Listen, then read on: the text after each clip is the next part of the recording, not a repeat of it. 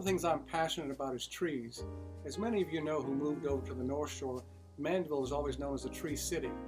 And if you lived over here during Katrina, we lost a lot of trees. We lost a tremendous amount. On my property alone, I lost 44 trees. It doubled my electric bill. And I started looking into more and more what the effects of trees are. There's an architect in New Orleans named David Wagner and Ball. David Wagner has taken it upon himself to do a survey of water in South Louisiana, from basically La Place to the Rigolets and down to the mouth of the river.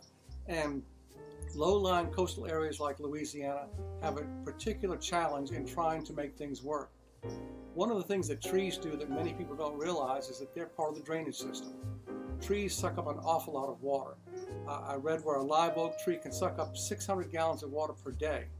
And all the indigenous trees that are alive down here, they do the same thing.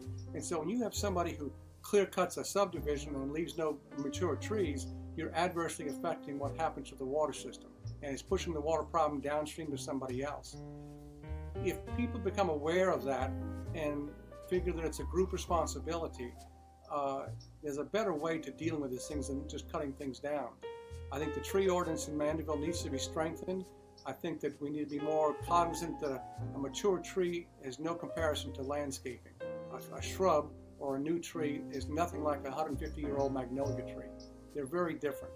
And crepe myrtles, which I understand are not even local to the area, they're the typical go-to ornamental tree that everyone puts up on roadways. And they're pretty, but they're not indigenous to this area.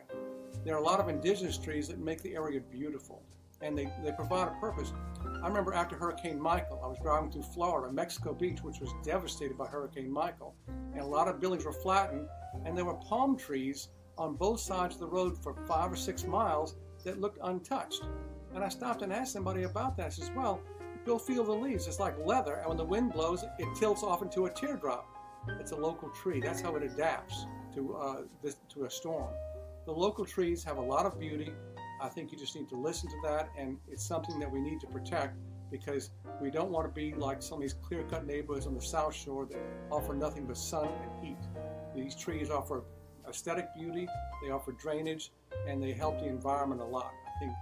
I think that it's a great thing, and it's something that people are being more sensitive to.